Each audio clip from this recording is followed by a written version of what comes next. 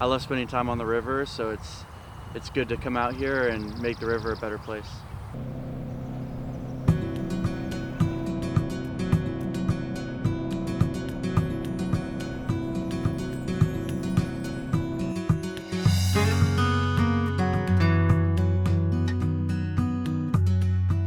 Invasive weeds here can have some really negative effects on habitat, on wildlife species, fish species.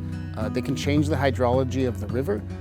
With most noxious weeds, we can never be fully certain how they got here, but with aquatic invasive species in general, we often think they came in through the aquarium trade, fish tank or something like that, where they've got some weeds that they've disposed of out in the back water area, and those can really spread out here in the Pacific Northwest. It can grow so densely that it prevents people from swimming or boating safely.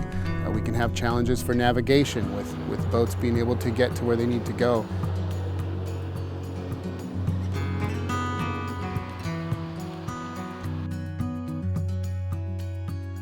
The weed control efforts that are happening in Benton County are vitally important to what happens and what we see in Yamhill County. A lot of these aquatic weed species can break off from stem fragments and float down the river and repopulate downstream.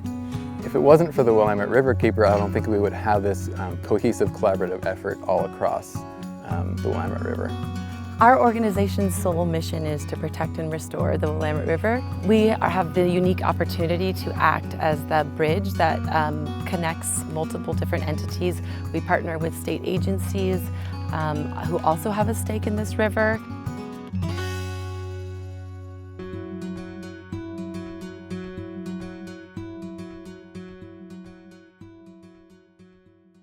So paddle and pull events are exactly how they sound.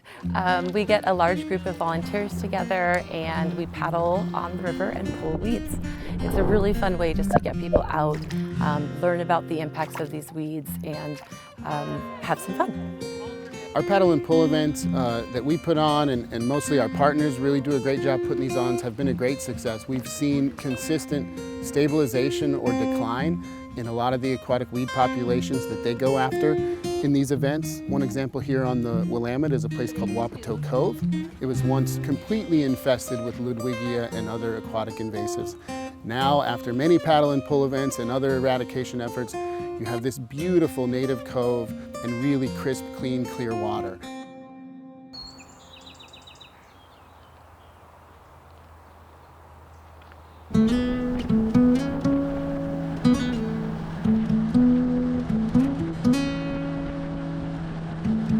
At the program level, our operations are financed by a combination of federal funds and state funds. Most of those state funds come from the state lottery. And we hand out over $1 million a year to projects all across the state, to different partners as they implement weed projects. And so without those lottery dollars, not only us here at the Department of Ag, but our partners across the state would have a really hard time addressing their invasive weed challenges.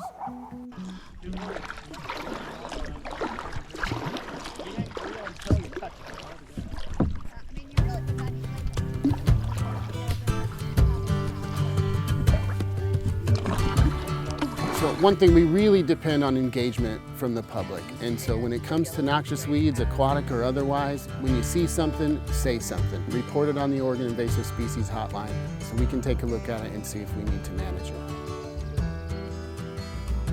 What's great about the Willamette River is that it's a wonderful river with eagles that we saw today, osprey flying around. So it's really worth protecting and just really important to build that awareness, whether it's water quality or getting noxious weeds removed from the area. One of our great success stories is that we are having some impact and we are seeing some decrease in these aquatic weed populations. So it's not only that I get to go out and do fun work, but we are actually having a positive impact. I get to facilitate the planning and organization of 130 miles of surveys and treatments on the river. And I also get to physically be on the river for every single stretch, which is my favorite part of the project.